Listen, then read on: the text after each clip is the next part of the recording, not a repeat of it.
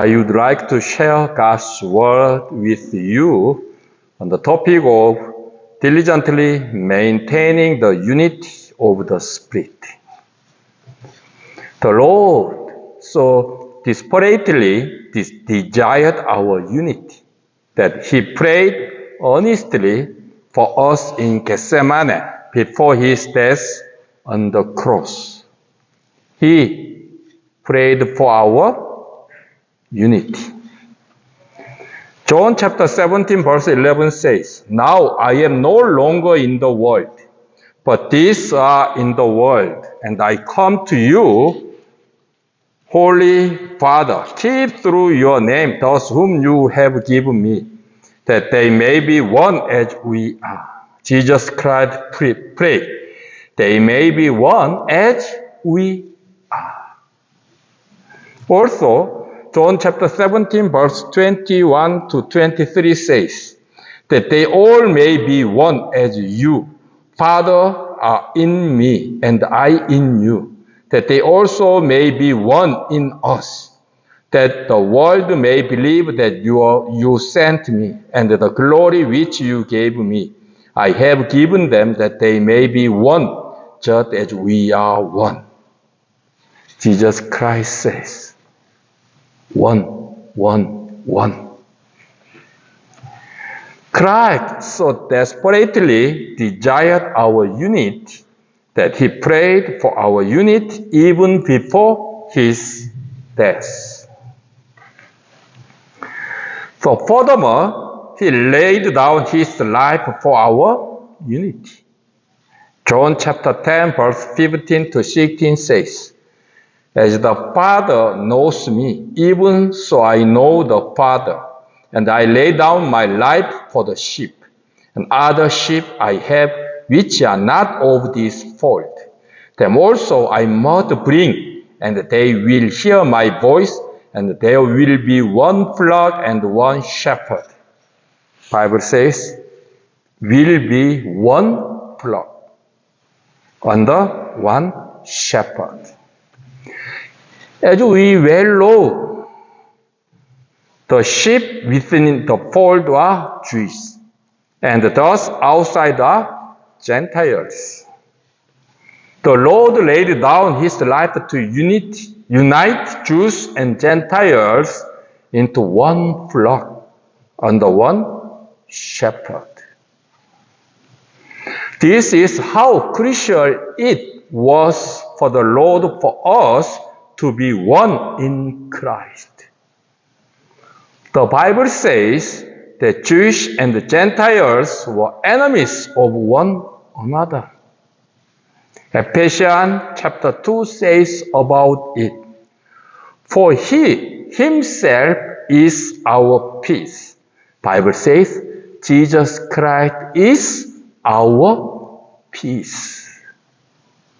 He Himself is our peace, who has made both one and has broken down the middle wall of separation, having abolished in His flesh the enmity, that is, the law of commandment contained in ordinances, so as to create in Himself one new man from the two, thus making peace. And He might reconcile them both to God in one body through the cross, thereby putting to death the enmity. And He came and preached peace to you who were afar off, and to those who were near. For through Him we both have access by one Spirit to the Father. Ephesians chapter 2 verse 14 to 18. Jews despised Gentiles, and Gentiles were hostile to Jews. These two could not be one. Never, never, never. They hated each other, regarded each other as enemies, and were hostile to one another. If they go to Jerusalem through Samaria, it is easy, but they didn't go through to Samaria because Gentiles live there. They took much more money to go there. Like this, they avoid to meet Gentiles. Like this, Jewish people hated Gentiles. But the Lord is their peace, because Jews and Gentiles who were once enemies were united with Christ through faith in Christ. They now become one body in Christ, the church, the body of the Lord. So Jesus Christ is our peace. We Gentile and Jewish, both of them, united with Jesus Christ. So we are one body. So Jesus Christ is our peace. Therefore, Christ is our peace. Christ's death on the cross reconciled us who were enemies of God to God, and reconciled Jews and Gentiles who were enemies and made them one. They were enemies, but Jesus Christ made them one. And to complete this unity, God sent the Holy Spirit to dwell in us, making us completely one. So we call this the baptism of Holy Spirit. Now we have access by one Spirit to the Father through Him as the one body. The Lord laid down His life for this. Through these verses, we can clearly see how much the Lord values our unity. If Christ valued our unity as much as His own life, how much more should we value it? So it was very, very important. Our unity was very, very important to Jesus Christ. So He died on the cross. We have to think about it. But when we look at there are many divisions in the church. Very, very sad. Do we value our unity as the Lord does? We have to do. The Bible tells us that the Holy Spirit has made us one, Gentile and Jewish. Ephesians chapter 4, verse 1 to 3 says, I therefore, the prisoner of the Lord, beseech you to work worthy of the calling with which you were called, with all lowliness and gentileness, with long suffering, bearing with one another in love, endeavoring to keep the unity of the Spirit in the bond of peace. So, Paul understood value of our unity. So even though he was in the prison, he wrote down about our unity, endeavoring to keep the unity of the Spirit. Because it is very, very important to every single Christian, and also in our church. So Paul wrote down it. It is not through our own effort that we become one, but through the Holy Spirit who has made us one in Christ. Bible says, endeavoring to keep the unity of the Spirit. It means Holy Spirit make us unity, not by ourselves. In other words, our job is not to try hard for unity, but to maintain the unity of the Spirit. This is a life worthy of God's calling. Ephesians chapter 4, verse 1. work in the work of calling. Keeping the unity of Holy Spirit is life, a life worthy of God's calling. Because God has called us to be one body. God called us as one, not two, not three, not separate. Therefore, maintaining our unity that is not destroying it is how we live lives worthy of God's calling. The Bible clearly states that the Holy Spirit has already accomplished our unity, and that maintaining it is our role, our essential duty. What is duty? We have to do. If we don't do our duty, it is harmful to us. The paying tax is our duty. So if we don't pay tax, we shall be judged by our government because we don't do our duty. So what is the duty we must do? The keeping the unity of Holy Spirit is our duty. Therefore, the Bible used the word endeavoring. This word teaches us how much effort we must put into maintaining our unity. It also implies that without our effort, we can't maintain the unity of the Holy Spirit. Satan is working hard to destroy our unity. He attempts to destroy it in a variety of ways. Christ broke down the wall that divided us, and Satan is trying to rebuild it. Christ reconciled enemies. Satan tries to make them enemies again. It's a very easy example in our assembly. There must be alcohol. There must be no alcohol. So they argue in the wine. We have to use the wine without alcohol. We have to use bread without yeast. Fighting each other and divided. I think it is Satan's plan. I can't understand. If we follow the law, we must follow all part of the law. We don't follow all part of the law, but we try to some part of the law. I think it is wrong.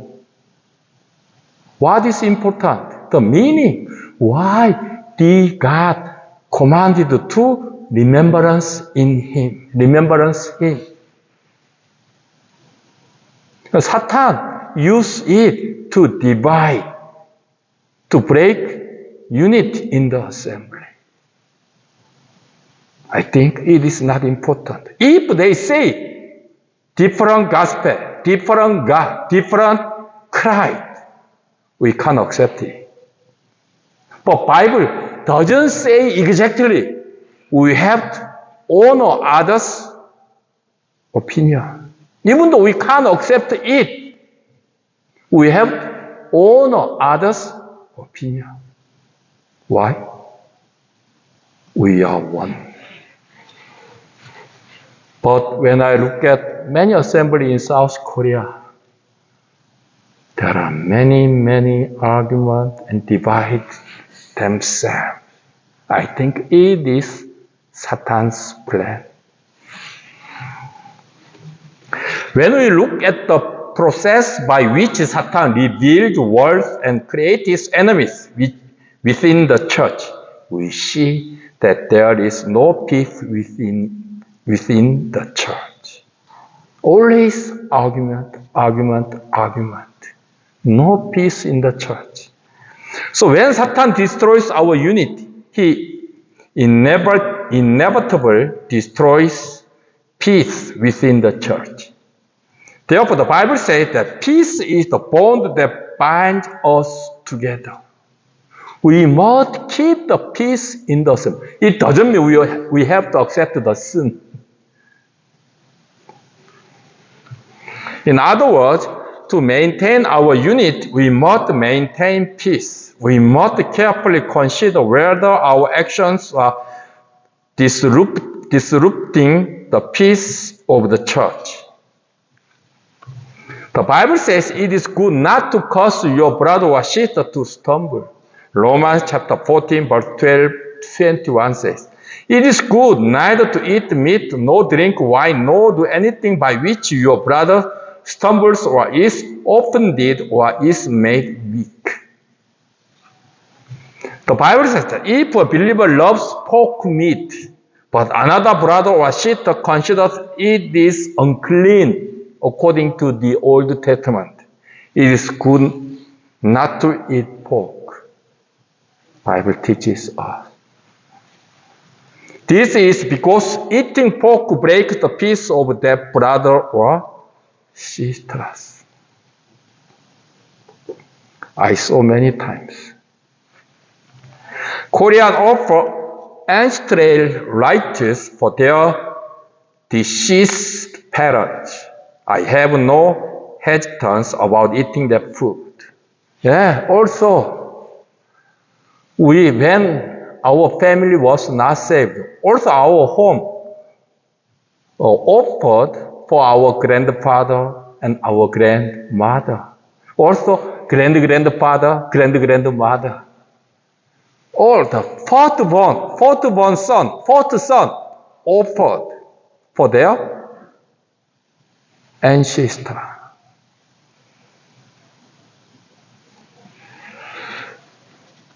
However, if a brother or sister consider it impure, I done it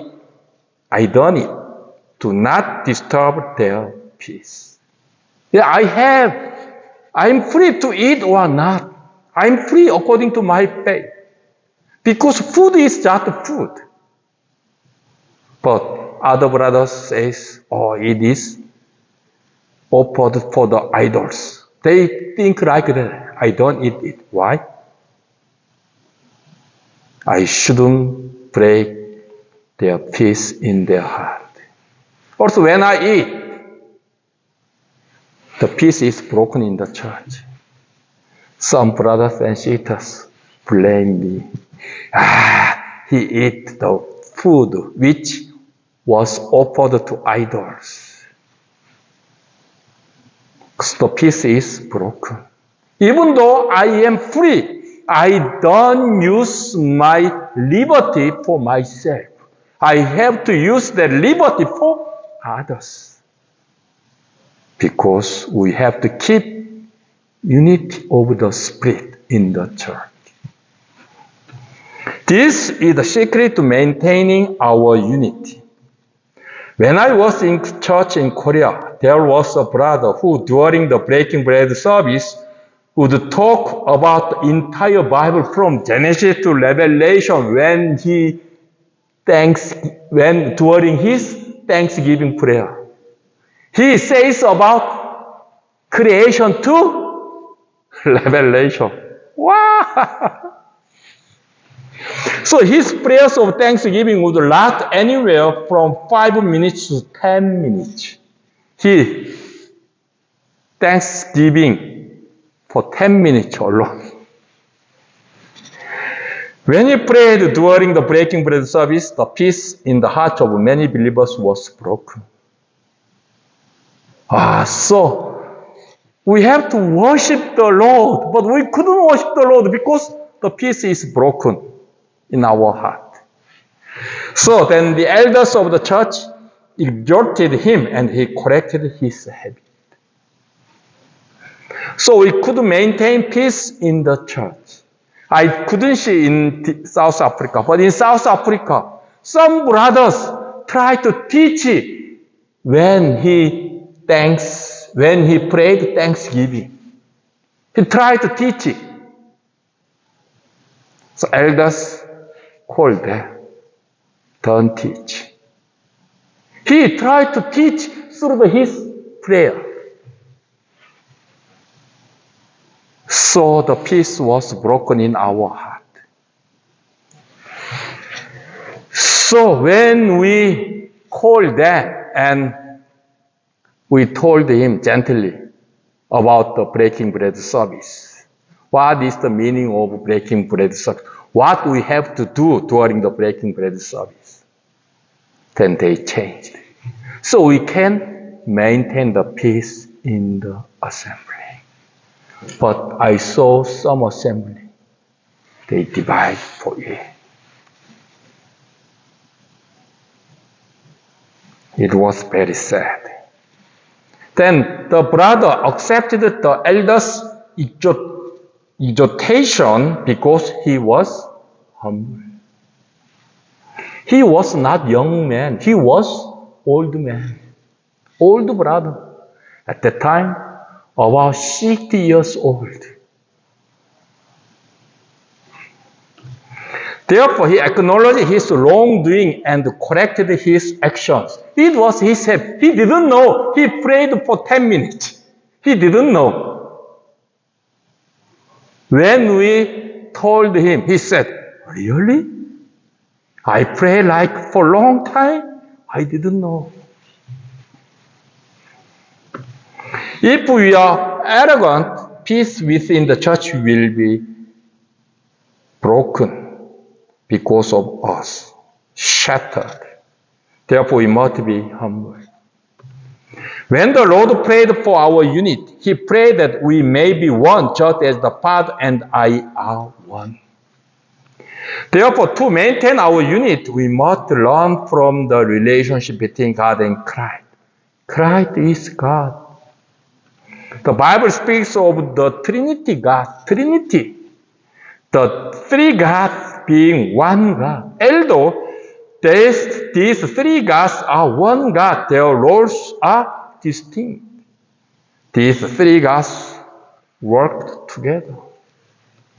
They worked as one to create the world, and they also worked as one for our salvation. They worked together. Christ did not consider equality with God something to be grasped, but emptied himself. This is the secret of unity. So I'm so prideful person. So it gave me lesson. So I'm learning with preaching.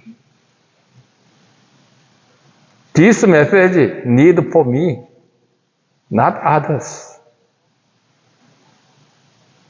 When I prepare this message, I kneel down before the Lord. Because of me, the peace in the church is broken. Heavenly Father, forgive me. Forgive me. I am so prideful person. Heavenly Father, help me to be humble with our Lord's humility. I pray. Why? Because I am so proud person. Because I am doing very well. Not because I am doing very well. I preached this message. No. Because I am not doing very well. So God gave me this message for me. Christ laying down his life was a commandment from God the Father. John chapter 10 verse 18 says, no one takes it from me, but I lay it down of myself. I have power to lay it down, and I have power to take it again.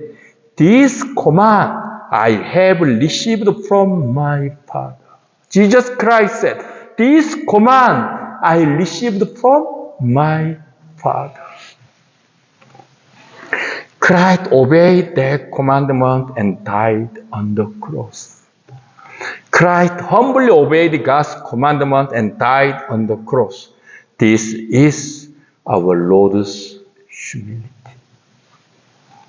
He didn't claim to be God. Oh, I'm God, you are God, we are the same God. Jesus Christ didn't say like that.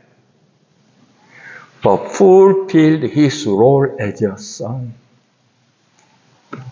This is true humility and the secret to maintaining unity. One of our biggest strengths and weakness is the lack of a clerical system. It's like clerical, eh? We are all brothers and sisters. This is no hierarchy among us. However, many misunderstand this and act without order in the church. Please look at Numbers chapter 16, verse 1 to 3. Now Korah, the son of Izhar, the son of Kohath, the son of Levi, with Dathan and Abiram, the sons of Eliab, and on the son of Peleth, sons of Reuben, took men, and they rose up before Moses with some of the children of Israel, 250 leaders of the congregation, representatives of the congregation, men of renown. They gathered together against Moses and Aaron and said to them, "You take too much upon yourself, for all the congregation is holy, every one of them, and the Lord is among them. Why then do you exalt yourselves above the assembly of the Lord?" Please look at Bible says. They are leaders of congregation. They are representatives of the congregation. They were men of renown. Means they were very famous people in Jewish congregation. They were against Moses. Why? Please look at. Only are you holy? Also we are holy. Please look at. Also, every one of them, and the Lord is among them. Only you know, Lord is among us. You are holy. Yes, we are holy. We are the same. They talk like them. Then they say more to Moses, "Why then do you exalt yourselves?" They didn't acknowledge the God's order in the congregation of Israel. So, Numbers chapter 16, verse 9 to 11 says, "Is it a small thing to you that the God of Israel has separated you from the congregation of Israel, to bring you near to himself, to do the work of the tabernacle of the Lord, and to stand before the congregation to serve them? And that he had brought you near to himself, you and all your brethren, the sons of Levi with you? And are you seeking the priesthood also? Therefore you and all your company are gathered together against the Lord. And what is Aaron? And you complain against him." Bible says, they are gathered together against the Lord. It means there is an order established by God within the church. Obeying this order is true humility. Christ did so. Christ is our practical example. We should act as he did. The Bible tells us to follow the pace of those who lead us. However, one of the biggest problems in some assemblies in Korea today is that the younger generation doesn't seek to imitate the pace of the elders in the church, but rather views them as outdated. They are so old. They can't follow the time. Therefore, instead of respecting the elders in the church, they look down on them and see them as people who will quickly step down from their eldership. They graduate university, but older generation couldn't graduate university, also high school, because at that time South Korea was very, very poor. So South Africa helped South Korea. So they couldn't go to school. Sarah, when she graduated primary school, her father said, "Don't go to high school. You should help our farm in the home. But his brother sent her to high school. It was our old generation. They didn't learn. So our young generation looked down older generation. It was not Korean assembly issue. Also, the Korean society issue. Therefore, those who hand over the eldership to younger generation are considered worthy, while those who don't are considered stubborn. Of course, there are some elders, indeed stubborn elders, but I believe this is arrogance, the pride. This is much conflict in these churches. When I look at that church, there is no peace in these churches. Consequently, the church cannot become united. A young brother called me. So there is the staff who serve the youth people. The staff age is more than 70 years old. They are so old. So they established younger generation.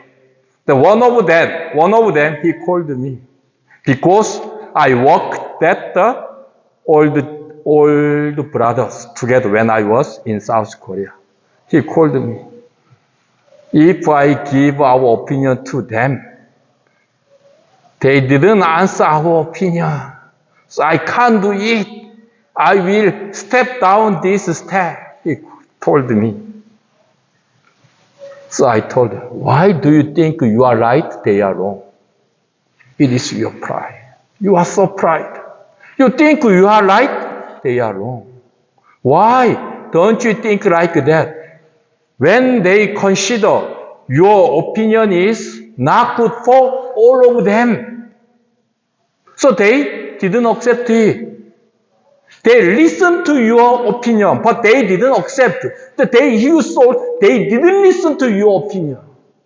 So you are so proud. They told me, I'm sorry. I was so proud. You are right. So he still work. He is a doctor. Very, very high education brother. But he is so humble. So he kneeled down. And he worked. He served the young adult groups diligently nowadays. We can become humble when we realize our incompetence and worthlessness.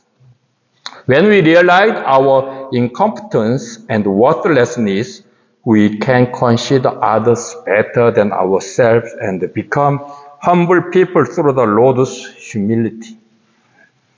The Bible passage we read today tells us that all humility, gentleness, patience, and forbearance in love are what maintain the unity talked about in the Bible. To keep unity of the Holy Spirit in the church, we must be humble, we must be gentle, we must be patient, and we forbear one another in His love. It is a secret of keeping the unity of the Holy Spirit, unity of Spirit. These are the Lord's characteristics, not our characteristics. Long-suffering, kindness, then bear another in love, and humility is not our characteristic. It is our Lord's characteristic. So, however, the Bible tells us that we are partakers of the divine nature. It tells us that God's love has been poured into our hearts through the Holy Spirit, whom God has given us. Therefore, we can bear one another through God's love. The Bible doesn't force us to do what we can't do. It tells us to do what we can do. So Bible says, we can be humble through the Lord's humility. We can be gentle through the Lord's gentleness. We can be patient. We can forgive one another through the Lord's love because the Holy Spirit dwells within us. It is possible. Therefore, we should surrender our lives to the Holy Spirit so that the Holy Spirit can rule over our lives.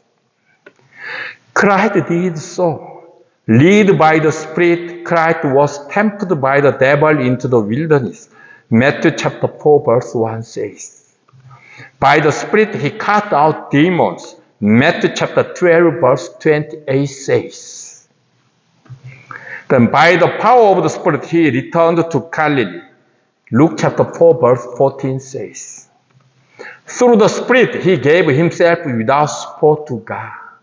Hebrews chapter 9 verse 14 says, how much more shall the blood of Christ, who through the eternal Spirit offered himself without spot to God, cleanse your conscience from dead works to serve the living God. Holy Spirit ruled over our Lord's life. It is secret of the keeping the unity of the Spirit. Jesus Christ gave his life to Holy Spirit. So Christ's life was a life governed by the Holy Spirit. When we too live a life governed by the Holy Spirit, we can diligently maintain the unity of the Spirit. When we live a life governed by the Holy Spirit, we can maintain peace within the church. When we live a life governed by the Holy Spirit, we can be humbled with the Lord's humility, be gentle with the Lord's meekness, be long-suffering as God is for sinners, and forbearing with the Lord's love. So being filled with Holy Spirit is Holy Spirit rule of our life.